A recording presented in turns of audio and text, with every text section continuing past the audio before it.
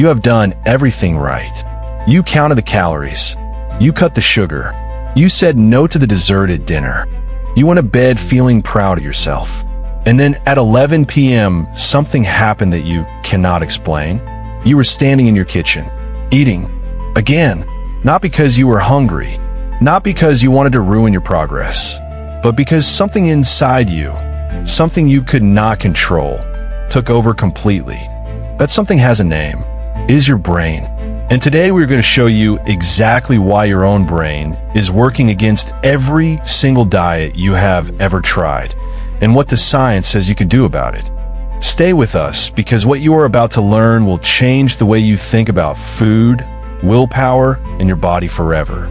Your brain was never designed for modern food. Here is something nobody tells you when you start a diet. Your brain is approximately 200,000 years old. And for almost all of that time, human beings had one single biological priority: find food before you starve to death. Your brain evolved in a world where food was scarce, where calories were survival, where the sweetest, most energy-dense food you could find needed to be eaten immediately and in large quantities, because you had no idea when your next meal was coming. That ancient brain is still inside your skull right now. And every single time you try to diet, every time you restrict calories and tell your body there's less food coming, that ancient brain activates a survival response that is millions of years in the making. It does not know you are trying to fit into smaller jeans.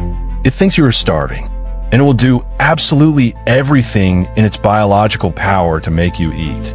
This is not weakness. This is not lack of discipline. This is your brain doing exactly what it was designed to do: keeping you alive. The problem is it is keeping you alive in a world full of pizza and ice cream and ultra-processed food specifically engineered to exploit every single one of those ancient survival instincts. Now let us talk about the most powerful chemical in your brain when it comes to food: dopamine. Most people think dopamine is the pleasure chemical, the thing that makes you feel good when you eat something delicious. But neuroscience has revealed something far more important and far more dangerous than that. Dopamine is not about pleasure. Dopamine is about anticipation. A landmark study from neuroscientist Wolfram Schultz discovered that dopamine neurons fire most intensely not when you receive a reward, but when you expect one. Think about what that means for your diet. The moment you see a chocolate bar, not when you eat it, but the moment you see it, your brain floods with dopamine. Your attention locks onto it. Your motivation system redirects entirely toward getting that food. Your stress levels rise until you consume it. And here's where it gets darker. Ultra-processed food companies know this. They have spent billions of dollars engineering their products to maximize your dopamine response. The precise ratio of sugar to fat to salt in your favorite snack foods was not accidental. It was calculated specifically to create the strongest possible dopamine anticipation loop in your brain. You were never fighting your own weakness. You were fighting billion-dollar food science specifically designed to override your self-control. But dopamine is only part of the story. There is another chemical your brain releases that is quietly destroying your diet efforts every single day. And most people have never heard of it in this context. Cortisol. Cortisol is your stress hormone. In the modern world, most Americans are walking around with chronically elevated cortisol levels from work pressure, financial stress, relationship tension, poor sleep, and information overload. Here is what cortisol does to your diet. First, it directly increases your cravings for high-calorie, high-sugar food. This is a biological mechanism. When your brain perceives stress, it demands fast energy. And fast energy means sugar and fat. Your cortisol literally changes what foods your brain finds desirable. Second, cortisol causes your body to store fat specifically around your abdomen. This is why stress and belly fat are so directly connected. Your body is hoarding energy reserves in response to perceived threat. Third, and this is the one that truly sabotages dieters, cortisol impairs the function of your prefrontal cortex. That is the part of your brain responsible for rational decision-making, long-term thinking, and impulse control.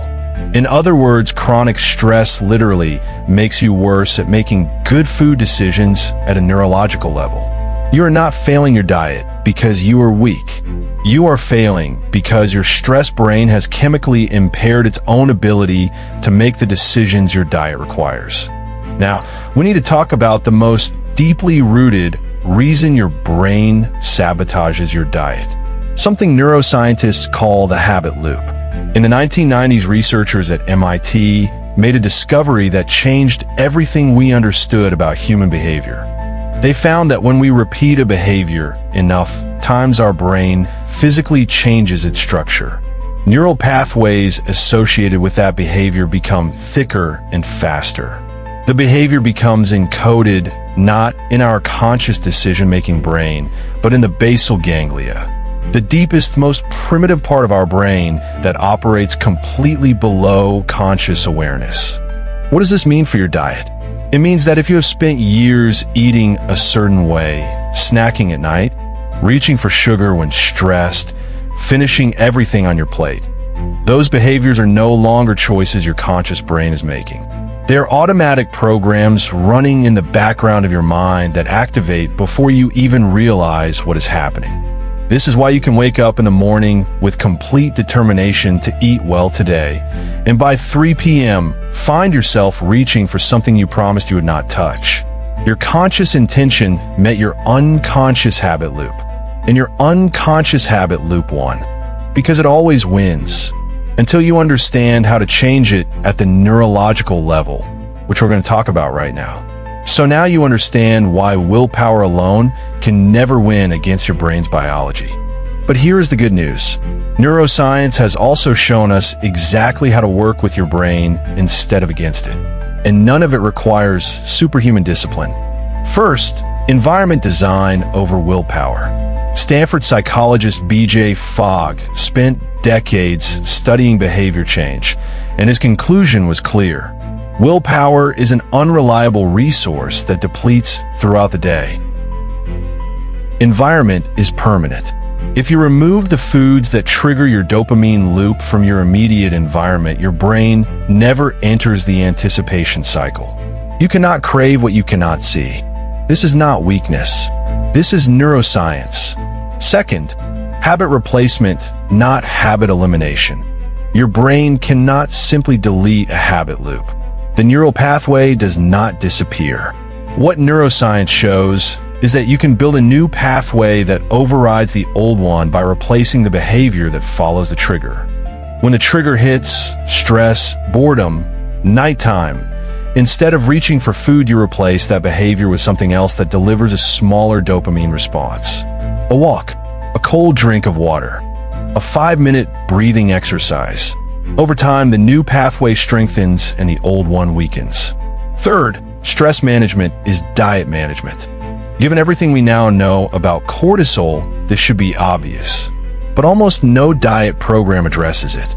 Lowering your chronic stress levels directly reduces your cravings, directly improves your decision-making capacity, and directly reduces abdominal fat storage. Sleep, movement, breathing. These are not wellness luxuries. They are neurological diet tools. Your brain was never your enemy. It was doing exactly what 200,000 years of evolution programmed it to do. The moment you stop fighting your biology and start working with it, everything changes. If this video helped you understand something about yourself that no diet ever explained, share it with someone who needs to hear this. Because chances are someone in your life has been blaming themselves for something that was never their fault. And if you want to keep discovering the hidden psychology behind your health and your body, subscribe to Mind Body Truth. Because we're just getting started.